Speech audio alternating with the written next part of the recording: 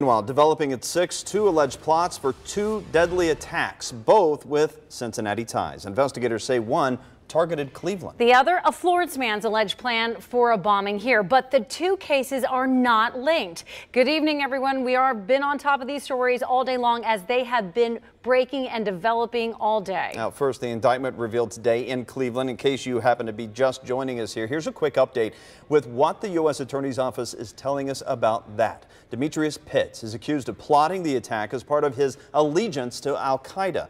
The FBI says that he wanted to cause as much death and mayhem as possible. Pitts lived in St. Bernard until recently when he moved up to Cleveland. Federal agents say they learned last year Pitts threatened violence against the U.S. Agents say they saw those posts on social media. The FBI says his target was Cleveland on the 4th of July. And the other case is out of Florence, Kentucky. Police say Alan Summers, who you see there, wanted to bomb the Hamilton County Prosecutor's Office as revenge for a conviction 10 years ago. He is now charged with making terrorist threats. Again, postings on social media are an important part of this case. And our team coverage begins with Demetrius Pitts' case. First, Chief Investigator Craig Cheatham walks us through the allegations that Pitts faces tonight. Craig.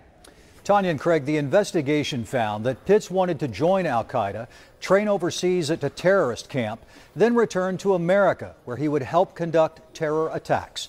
Federal agents say his first target was Cleveland on the 4th of July.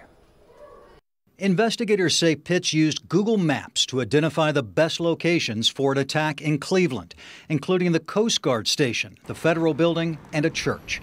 U.S. Attorney Justin Herdman says Pitts also talked about targeting children with explosive gifts at the 4th of July parade. Just yesterday, he discussed giving remote control cars packed with explosives and shrapnel to the children of our military uniform members. The FBI says Pitts thought the 4th of July was a good time to strike because of its symbolism and so many uniformed military personnel would be there. Just last week, this defendant was walking around downtown Cleveland, conducting reconnaissance on what he thought was a large-scale attack planned for the 4th of July.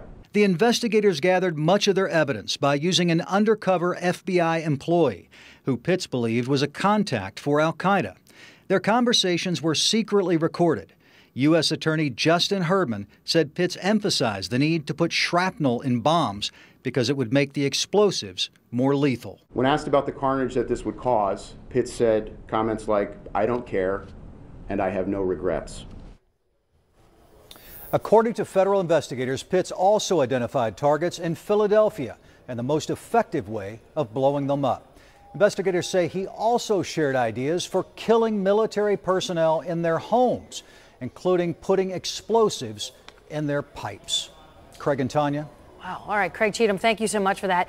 You know, it's not the first time someone from the tri-state has been accused of planning a terror attack. 9 on your side's Brianna Harper joins us right now with a look at those cases. Brianna?